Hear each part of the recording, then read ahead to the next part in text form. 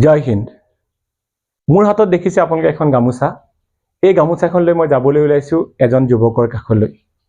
তেওঁ হৈছে এজন ভাৰতীয় সৈনিক। আজি ছুটি কেনসেল কৰি তেওঁ যাবলৈ লৈছে নিজৰ কৰ্মস্থলীলৈ।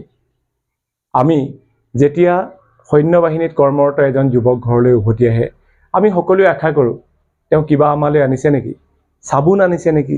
ঠাণ্ডা দিনত আমি তেওঁলোকৰ পৰা এটা জেকেট বিচাৰোঁ বা এযোৰ জোতা বিচাৰোঁ।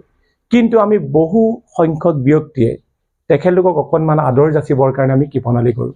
কিন্তু আজি আমি মৰ্মে মৰ্মে উপলব্ধি কৰিছোঁ যে সেই ব্যক্তিসকলক, যিসকল ব্যক্তিয়ে ৰাতিক দিন কৰি তেওঁলোকে অত্যন্ত প্ৰহৰী হিচাপে আমাক সুৰক্ষা দিবৰ কাৰণে দেশৰ বাবে যুঁজি আছে। মই সেই ভাইটিজনক এই গামোচাখনেৰে আজি শুভকামনা জনাবলৈ ওলাইছোঁ।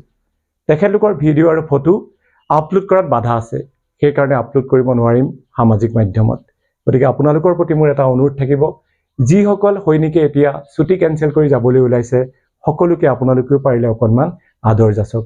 আৰু ভৱিষ্যতৰ দিনত আমি আমাৰ নিৰাপত্তা দিবৰ কাৰণে যিসকল সৈনিক ব্যস্ত হৈ আছে, আমি যাতে তেখেতলোকক সকলোৱে আদৰ যাচিবলৈ চেষ্টা কৰোঁ। জয় হিন্দ, ধন্যবাদ। জয় হিন্দ। মোৰ হাতত দেখিছে আপোনালোকে এখন গামোচা। এই গামোচাখন লৈ মই যাবলৈ ওলাইছো এজন যুৱকৰ কাষলৈ। তেওঁ হৈছে এজন ভাৰতীয় সৈনিক। আজি ছুটি কেনসেল কৰি তেওঁ যাবলৈ লৈছে নিজৰ কৰ্মস্থলীলৈ। আমি যেতিয়া সৈন্য বাহিনীত কৰ্মৰত এজন যুৱক ঘৰলৈ উভতি আহে, আমি সকলোৱে আশা কৰোঁ তেওঁ কিবা আমালৈ আনিছে নেকি, চাবোন আনিছে নেকি। ঠাণ্ডা দিনত আমি তেওঁলোকৰ পৰা এটা জেকেট বিচাৰোঁ বা এযোৰ জোতা বিচাৰোঁ।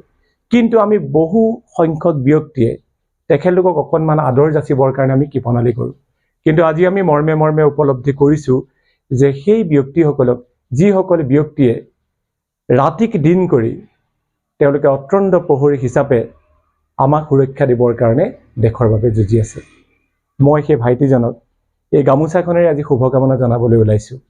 তেখেতলোকৰ ভিডিঅ' আৰু ফটো আপলোড কৰাত বাধা আছে, সেইকাৰণে আপলোড কৰিব নোৱাৰিম সামাজিক মাধ্যমত।